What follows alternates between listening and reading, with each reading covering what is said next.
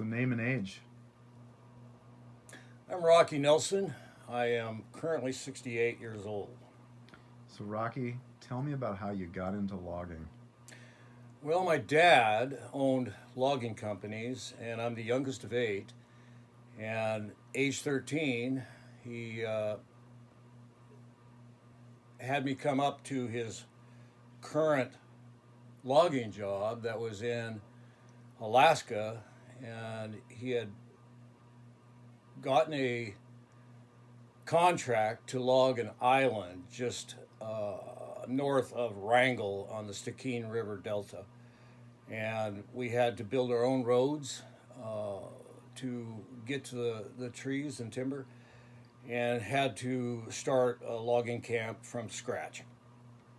So at age 13, he had me up there for the summer from school, and I was a powder monkey. I helped my brother stuff dynamite into the holes that he drilled to blast in our quarries to get shot rock for the base of the roads that we were building, because it was all in muskeg. So everything, because of the weight that was going to come on these roads from the 10-foot bunk,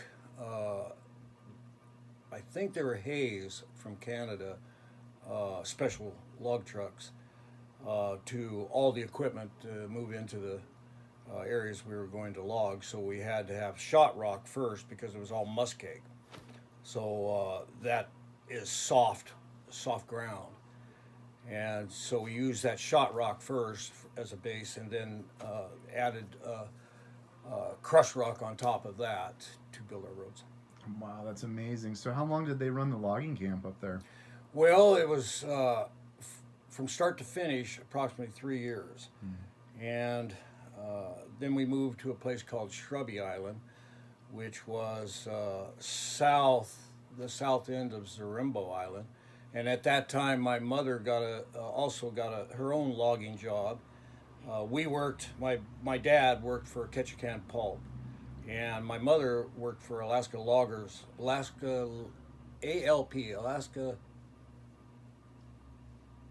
Logging and Pulp, I think, but it was a Japanese concern. Wow. So now the contract that your mom had, what was she doing? Well, she was cleaning up from another contract that went sour, and it was uh, basically a a job where most of the timber was already down, and then they had to drag them to the shoreline and make rafts for the logs to go to the mills. And one of my brothers was involved with that. And it just so happened to be right across the strait from my dad's uh, contract on Shrubby Island. Wow, that's amazing. So how many employees did your dad have then? My dad had two sides at that time, and we had three bunkhouses and some trailers for permanent employees that stayed year round. And I would have to say, let's figure 8 people aside, so Okay. 16. Plus you've got the crew that works the kitchen, the crew that works cleanup, and the crew that works down at the the log dump, where the trucks would come and they would be wrapped and then uh, hoisted into the water to be made into rafts to go to Ketchikan from there. Wow. So your mom's side, did guys from like your parents' camp go over to the other side of the On water? occasion, Okay. even my father went over there, but then again, they were married, so Yeah, yeah. we can only assume what happened there. Yeah. So did she have her own like camp over on that side where Yes, she had a wow. camp with, let's see, about 4 people that did the logging work, maybe 5, but I'd like to say 4 people plus herself and the camp bull cook. So they're, I don't Yeah. know, 5, 6, 7 in total. Wow, that's cool. Small So, crew. So were they skitter logging to get that stuff? Yes, I Okay. believe it was skitter logging. Since I didn't work that, I don't have the Yeah. information. My brother, who's still alive, his name is Ted. He lives in Mossy Rock. He helped my mother out there. Wow, that's cool. And then, how long did she run that sale for? I think about 2 years. Sadly, something happened that caused a fire, and it burned down with Wow. no loss of life. Wow. But I Okay. think that was about the beginning of the end, if not the end. Okay. Now, your dad's sides up there, was he doing ground based as well as tower logging? It was all, my father's side was all high lead with, oh, the type of towers. I think they were Medills. I think those were made in Canada. But it was a very large tower and all ground pounding, Yeah. all high lead, and very rarely was there use of lift trees or of any kind, Wow. Yeah. and I think inch and a half, inch and a quarter chokers. Yeah. All right.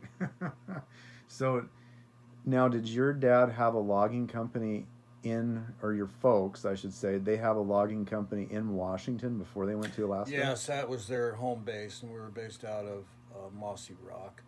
And he went jippoing in the 50s and hired my soon-to-be uncle, and he was an engineer that worked with the I think third division in and around the Big Bulge area. I think my uncle worked with Patton. Wow. That is so cool. So now let's go backwards a little bit.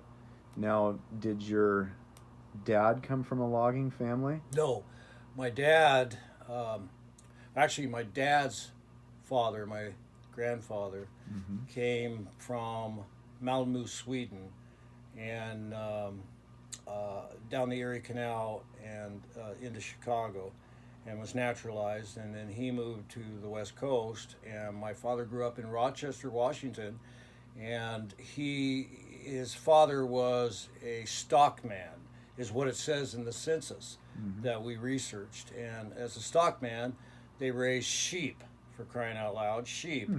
And my dad used to, from Rochester, which is south of Olympia, and this was before the I-5 was in there. They only had the military road built at that time. And he would herd sheep to Fort Lewis and Wow. for meat there. And he didn't like that. And so he decided to get into logging in the 20s and liked logging and become a logger at that time. So what was he doing when he got that job as a logger in the 20s? Well, everybody starts at the bottom, Yeah. so logging I can only imagine with steam donkeys and which were the towers of the time when everything was, your towers were wood Mm-hmm. or trees. And so I would imagine that he started out like everybody else did, as a choker setter, but he eventually, because he was a man's man, they called him Jupe, short for Jupiter, the Greek god, and he was a man's man that um, was well known in the industry, and he ended up being the head rigger, Hmm. and would climb the trees, top the trees, rig it with 17 to 20-inch blocks, and did it all himself, and then basically was able to run the whole sides by knowing where the logs were going to be felled, where the tower was going to sit, and uh, planned everything out. And that's Mm-hmm. why he was the right hand of George Weyerhaeuser. Oh, wow. Now, how long did he work as a logger for, your grandfather? I would have to say until post World War II, and Okay. that's when he became, I think, Daisy Log. He named it after my mother, his wife, Daisy Uh-huh. Daisy Hilton, And from that, he started his own logging jobs all over Washington State. Um, in fact, Index, if you go to this day to the town of Index, which is a little bit east of Gold Bar, you can look up from the Red Man Lodge and see a real steep face there, face being a mountain. And you can look up to the top of that, and it's a flat, big open space that's just nothing but rock. And he logged that.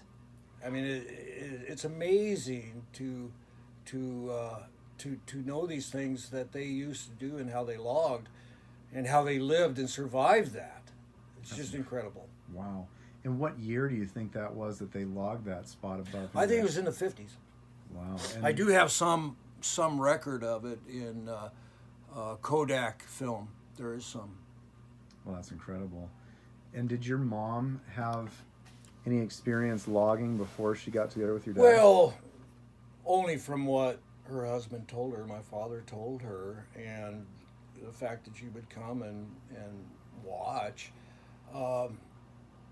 She would go with him to conventions and things of that nature. And my oldest brother, Bill, he operated a hardwood mill, more than one, and then became managers of the hardwood mills in and around Lewis County. And so logging's in our blood. Yeah. Like I said, I started out young, 13, but I had to. It's my father.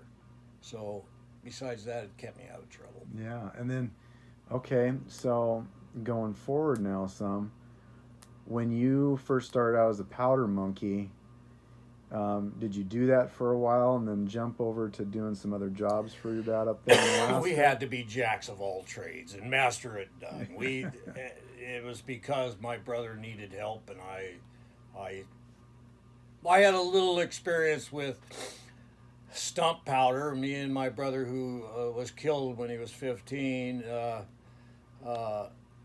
me and my brother wanted to hear a big bang, so we we liberated some stump powder from the chicken coop and stuffed some firecrackers in it just to hear a big boom. But we ended up on the operating table, me for 8 hours, him for 14, getting the glass out of us.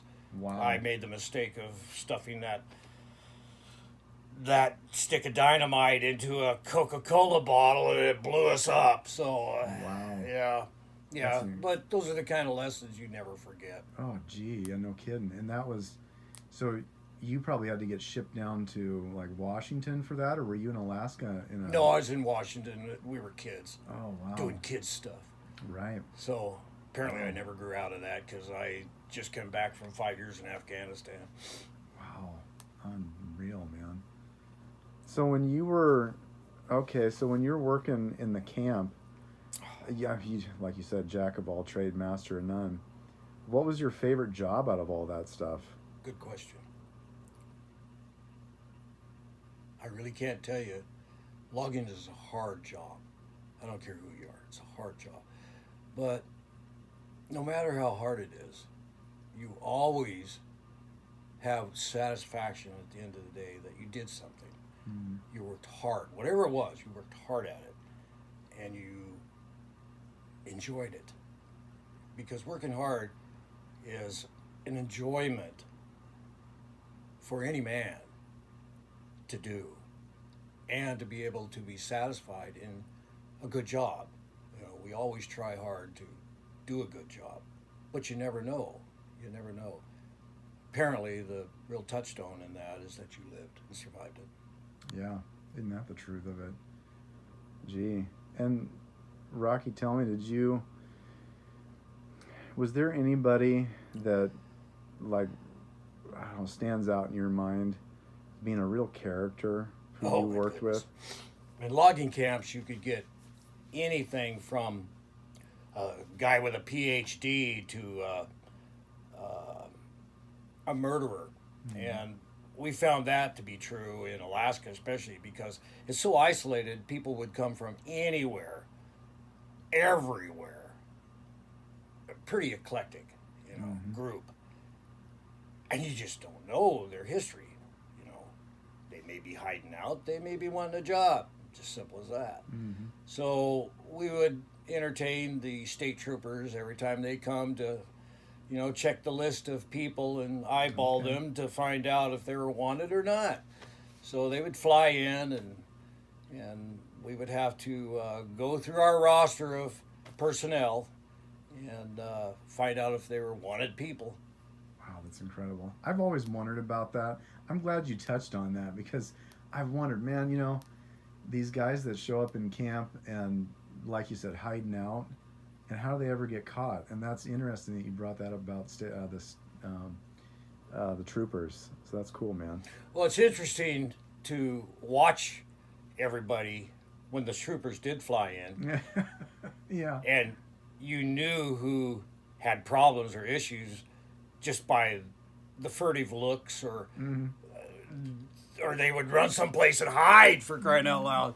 So, we worked hard. We worked 7 days a week, 10 hours plus a day, and we would work sometimes 3 weeks on. We'd have a couple of days off. We'd go to town and spend our paychecks on whiskey, women, you name it, and come back. Those were the days. Yeah, but that was when Ketchikan had boardwalks. Okay, yeah. They didn't have concrete sidewalks. It was boardwalks. And yeah, it's really interesting to have lived through that time and the transition now from high lead logging to filler bunchers, and my dad's transition from the steam to the diesel powered towers, and it's a unique industry. We need wood. And at the time in 1974, when things got rough, it was the fact that we had tied our gasoline to OPEC. I mean, all of a sudden, gasoline cost a lot of money, or a lot more than what you originally did your based your contract on, so that you could have a profit. And then of course come the spotted owl. It was all these different things that just served to harm the industry. And we were selling raw logs. This is one thing that I could never understand, even when I was working for my father. I never understood why we sold raw logs to Japan, knowing full well they were putting them in bays and covering them up with mud because it would preserve them. And the value just kept increasing. It was like buying gold or buying silver and coming up with gold. It was a real mistake to have raw timber sold export without us manufacturing them into something like cants or what have you. It was a grave mistake, I think. And because we need to produce that lumber ourselves, because we were buying it back from them. It was an incredible waste. And was that in the mid 70s? Yes. Yeah. And were you guys primarily back then selling export, or was it sort of a mix? It was a mix. It was whatever grade that ultimately it ended up in. Most of the time, it was the cutters and fallers that would grade it. They would know what it is as soon as they cut off at the stump. And then grade it that way. And so they would put it in dimensional logs. And so, because we worked for Ketchikan Paul. Now, I don't know the business of it. All I was a logger. All I did was set chokers, chase. One of the first jobs I had was a tong shaker. Oh, wow. All right. All right. And that in itself speaks of the size of the logs that we had in those sales, and the fact that they were big. You know, you need tongs for big logs. You need tongs, and 3 load logs on 10-foot bunks. That's saying something. Wow, all right. That's pretty cool. Now, Rock, when your family's timber sales dried up in Alaska, did you all come back down and keep logging for a while in Washington? Yes, and that's when they got into using an FMC, which was a track skidder, and logging that way. But because the sales were sporadic in not only uh, size but location, so we had to go where the sales were and where we got the bid and things of that nature. So we ended up just from Washington State to Idaho to Alaska at times. We logged in that area in the 80s too. That's incredible. So, did you guys just have, okay, so did your family just have a variety of equipment and whatever the job called for, you did it? Yeah, or leased it. Okay. And did you have a specific amount of sides that your family worked with? Did No, you have whatever we could handle. Wow, okay. And at the leanest of times, how many employees did your folks have? Yeah, when they started jippoing in and around Washington State post Alaska, because I forgot to mention that in the mid 50s, my dad was in Alaska and logged up there. Okay. I forgot all about that. I wasn't, I was only 2 or 3 years old. Right, How yeah. do I remember this stuff? I don't. It's just things that my brothers would tell me or that was passed down over my family's discussions during Thanksgiving, Christmas, holidays where the families got together. So I would have to say that once we started in the smaller contracts, it was the beginning of the end. Okay. And when did your family's business fold up, I suppose, would be the best way to put it? Remember a year or? Well, it was in the early 90s. Yeah, okay.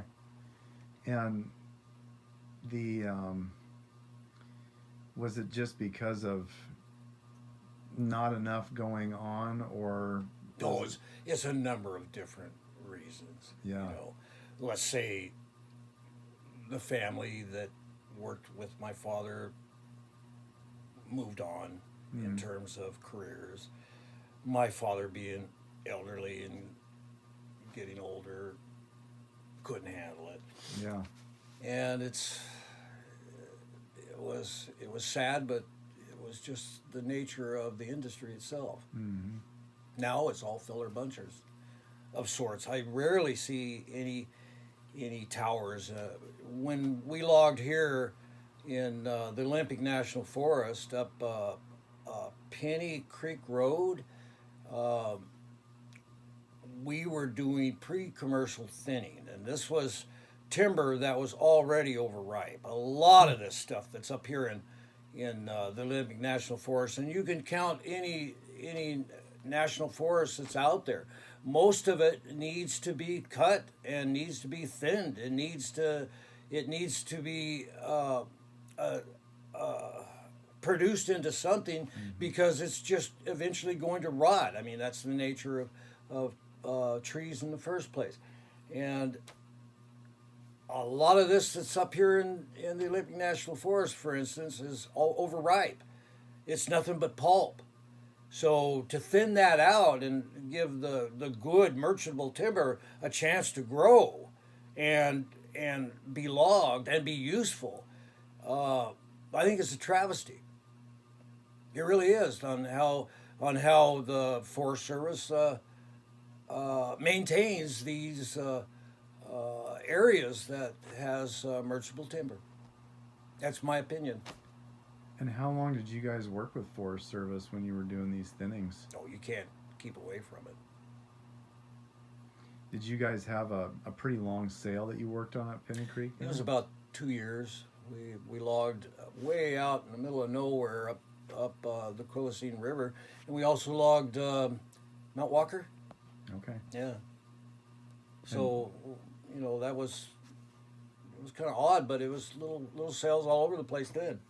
But we were doing high skyline or slack line. We had a Medill 71 with a slack puller, and we were able to get logging roads, make logging roads, and come around living trees.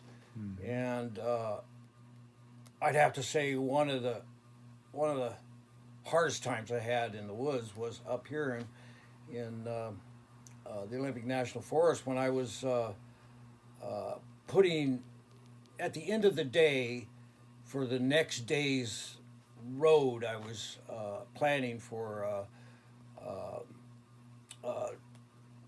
switching over to the next road. I had to climb a tree to about 70 feet in the air to put the skyline up, and it was in the middle of the winter time, and the snow was driving sideways. And as I pulled up actually, when I was putting the yoke into the strap, one of my gloves stuck to the stuck to the yoke, and when I pulled my hand off of it, the glove stuck, and my hand come out, and I had to continue on with just a bare hand on cold steel, and that was never good. Yeah, I remember that one. All the guys they had cleaned up the road and were already in the crummy honking their horn, telling me I had to get a hurry on, but I was out there by myself, so I had to just finish. And that was it. Do you remember what year that would have been?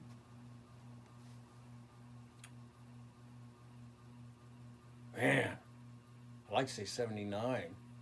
Could have been 83. I got a good memory. It's just short. I hear you.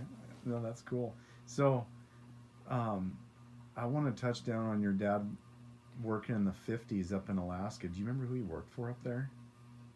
That's a mystery. Yeah. I don't know. I'm sure some of my brothers would. Yeah. That's a mystery. I'm not sure because I don't know who was up there at that time, and I don't think Weyerhaeuser was. So, I guess, God, I don't know. Yeah. Good question.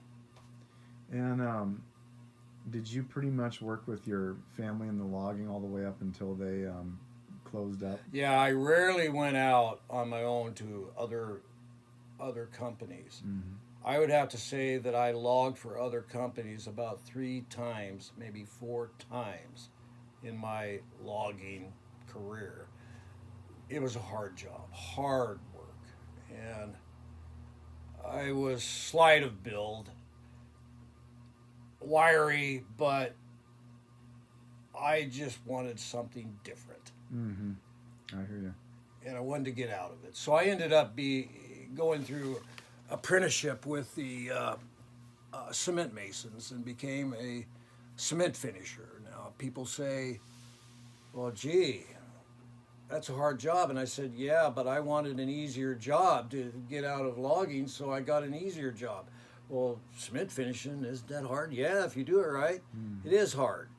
But it's not as hard as logging, trust me. Yeah. Wow. Do you remember, is there any one person that stands out that you worked with that you wonder, oh man, where are they at today? No one but my father, sir. Yeah. He was a man's man. And no one finer in the woods logging than my dad. And to watch him engineer everything. He even taught one of the well-known high climbers how to climb. A well-known man all over Washington State and in the logging industry. Wow, that's incredible. And how about scariest experience you've had in the woods? You got to have a couple of them back there, I'm sure. Well, I was picking up the road. We were working out of Enumclaw. I remember this, and it was kind of a side hill show, steep in the back end. And I was alone picking up the road, and the last of the road. I was at the tail holt there, and my rig and my tail hold for my back line was above me, and I heard something, and we had probably a foot of snow on the ground, and I heard something, and I turned around just in time to be able to squat down and have a buckskin come right over top of my head, full length buckskin, probably 30, 40 feet, right over my head. But what happened was it wrapped around, because of the slack, it wrapped around the oh, it was a Siwash, so it just wrapped around the back end, and when they tightened up the slack on the haul back, flipped it up in the air, and it slid right down the steep ground and right over my head. You know, that's just one of many, many, many times that you think to yourself, boy, I got lucky on that one. But it was all about reflexes and being aware. And, you know, you don't want to, you know, things that you learn quickly, like not standing the bite and things of that nature. So you learn that stuff quick or you perish. Yeah. Now, out of all the different places that you logged, what was the most memorable, you think? It's got to be Olympic National Forest. And some places in Alaska, too. Before the timber was cut, you go out there to take a look at it, and it's pristine. It's beautiful. And you know that you're going to tear it up for the sake of lumber, you know, for whatever it's used for. But it has to be done. You have to, what do they say about eggs? You got to break a few eggs, you know, but here you are out in nature, and that's where trees grow. No way around it. But here in the Olympic National Forest is beautiful. You stand there and see a wild growing orchid. Is the one that I found up here was called a calypso orchid, and where you see bears walking through your tail end. Now, that may sound funny, but that's logger jargon. You know, that's in the back, and you see bears looking at us and wondering the same thing that we're probably wondering about the bear. You know, if bears could think, I think they do. That's pretty neat. And something else I've been wondering through all of this, Rocky, is out of all the people that you've met and all the things that you've done in the industry, what one person or what one thing had the biggest impact on you? My goodness. It's so subtle. It's like me meeting somebody in a community where I just came to that had a unique name, Daniel Boone. All right? You don't make this stuff up. And here's a guy that knows a guy that I know personally that was in that was in Lewis County, my next door neighbor, that owned and operated the Loggers World, one of the premier magazines of the industry. You can't make this stuff up, man. No, you can't. Well, we all kind of chew out of the same side of the mouth, right? Well, if you hold your mouth right. Yeah. That's right. No, that's cool, man. Well, Rocky, I really appreciate you taking the time to talk to me, dude. You take You're care. welcome, sir.